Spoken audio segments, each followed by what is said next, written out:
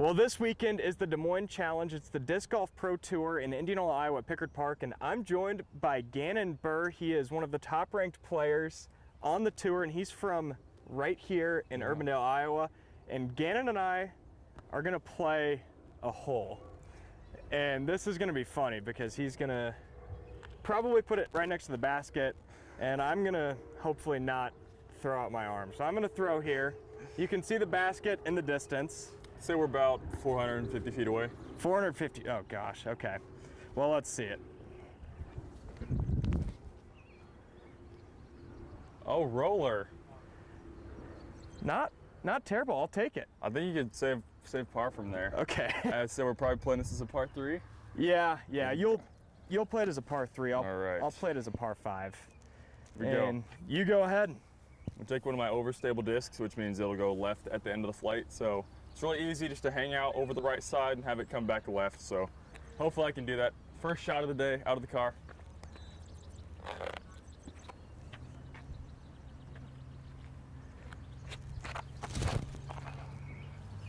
Wow. Oh, a little left. Okay, that's not. Well, you'll have a birdie putt. Yes, and I will have a putt. in my time watching disc golf, I know that you guys are all really good, and anything is a putt, pretty much no matter how far away you are.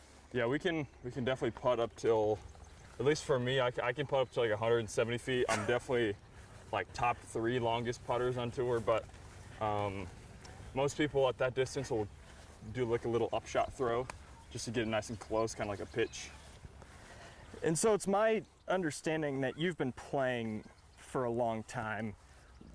At what age did this become a reality that you might be able to do this for a living?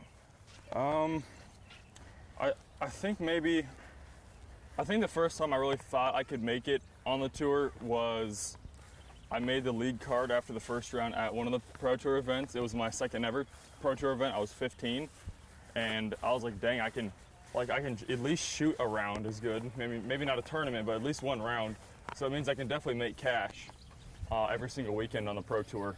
So that was awesome to kind of understand that, I was able to do that. And then before that, maybe like beating adults in some of the amateur divisions growing up when I was like 12, 13, 14.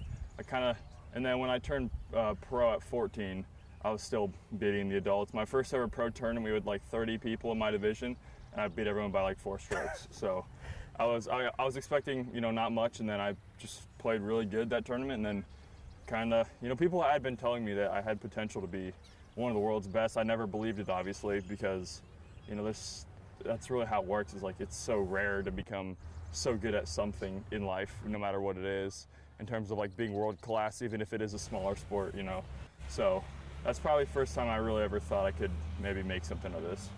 Well, I'm gonna throw right here. Okay, and I'm gonna ask you a question that you might need a few seconds to think on. So I'm gonna ask it and then I'm gonna throw. But I'm gonna rule out any family members or any other disc golfers. But if you could play one round of golf with 3 other people, who would you choose? One round of disc golf. One round of disc golf. I'm gonna throw. I'll give you a few seconds okay. to think about it. I'm gonna hopefully put it close. It's my mid-range. Okay, that wasn't bad. It was online, just a little short. Just a little short, yeah. I don't have the long arms, the 6'6" wingspan. Yeah, I have like, my wingspan's like 6'10". Jeez. So I can whip it out there pretty good. My 3 people, number 1, I'd have to be Jesus. I feel like that'd be sick, just seeing Jesus just crush a drive out there. The one person that could beat you. 100%, because he's perfect, And then, I don't know, I'm not really good at these questions. Maybe like Albert Einstein and Muhammad Ali. Oh yeah, those are. It's a good duo right there. Yeah, that's a good one. And another question I've got for you: if disc golf didn't exist, I know your nickname is the Prodigy, and you've got your sponsored discs. What would you maybe be considered the prodigy of?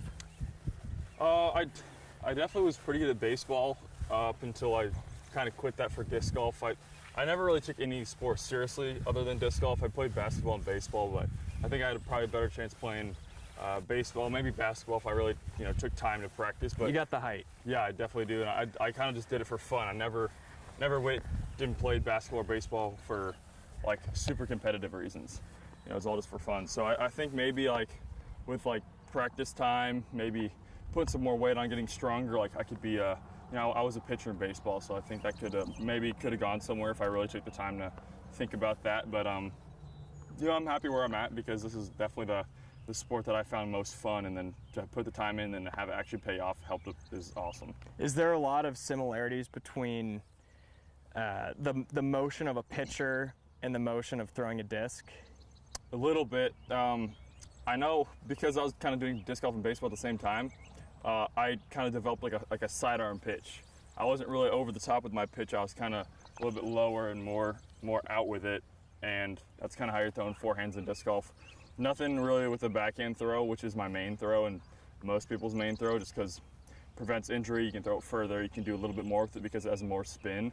But yeah, forehand definitely a little bit of just the maybe hand-eye coordination with that, but sometimes I almost think it hurt me because throwing a baseball is a lot different than throwing a disc. A disc, because it's not one perfectly circular object, it's obviously it's not that, so you have to be a little more precise with it, or you're going to see it like kind of wobble in its flight, or you might get like you can turn it over or fade it out too quick. It's just a little more touchy, I guess. Or the baseball, no matter how you throw it, it's just going to fly through the air because it's just a circle, just a sphere. So a little bit different there. Baseball, I'd like to see that alternate universe. And another tougher question, I'm going to ask your pregame meal and your pregame song, and I'm going to putt while you think about that. What would you say this putt is? Probably 20-ish feet, maybe a little more? Oh no, we're going to go, I think you're way off. I'm going to go, what's this, like 55 feet. Oh geez, okay. Well, I'll throw it harder. I'm still learning about disc golf is like feet are actually, you can kind of fit a lot of feet into a shot. I don't know, it just like, I guess I could probably see how it looks like a 20-footer, but it's, when you lay it out on the ground, it's actually a lot longer than you think. When you think of like a basketball hoop being 10 feet, like that's pretty far up there, but when you lay it on the ground, it's just, yeah, I guess this is more than 2 basketball hoops tall. Yeah. I'm gonna throw this RT Night Owl.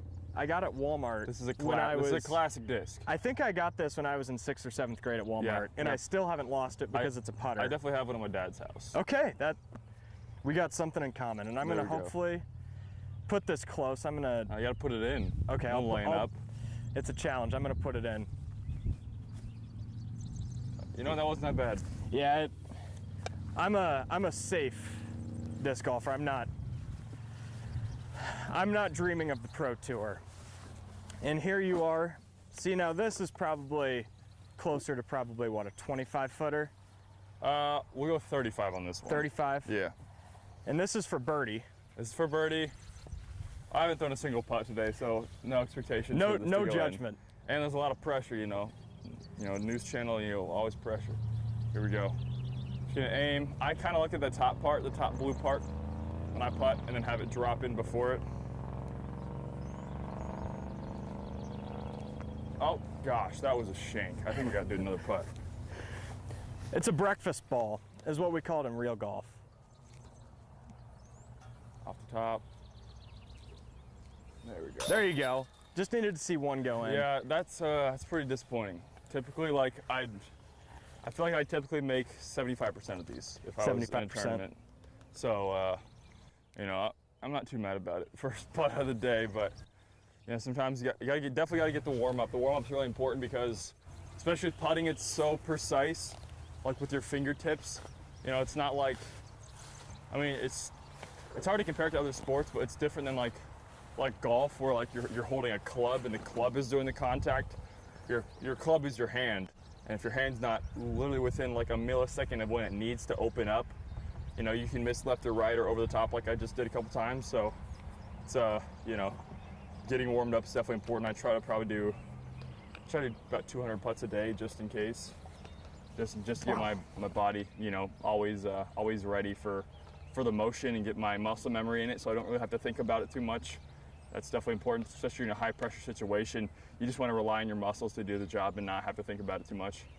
200, that's a lot. 200 to 500. I've definitely done 1,000 a day for sure. Takes me, I don't know, 45 minutes maybe. If you do it quick, I have a I have over 100 putters at my house. I'll just put in a stack, grab them, and just rapid fire putts to get reps in.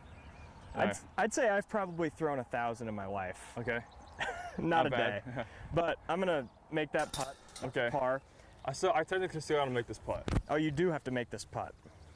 It's just to beat you.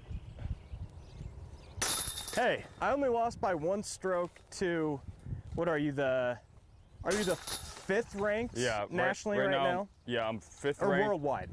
Worldwide.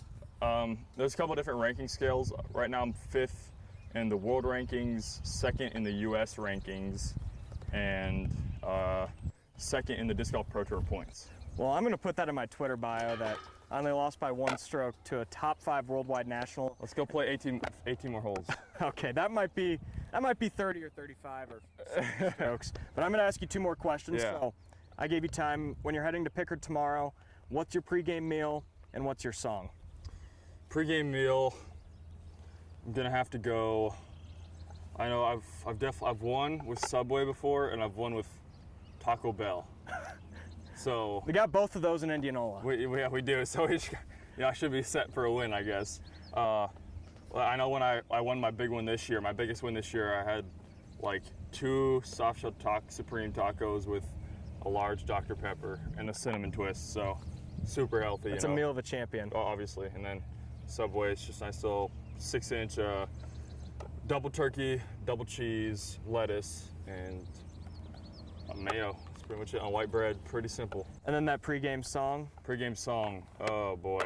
Or maybe artist. Artist, if I'm with my friends, probably NF. NF. It's a nice, clean artist, so we can, get hyped before the round and, and have no bad thoughts, I guess. Well, Gannon Buhr, you'll see him this weekend at Pickard Park for the Des Moines Challenge on the Disc Golf Pro Tour. You can catch all those highlights all weekend right here at Local 5. Signing off for Gannon, I'm Jake Brend. We'll send it back to you, Raina.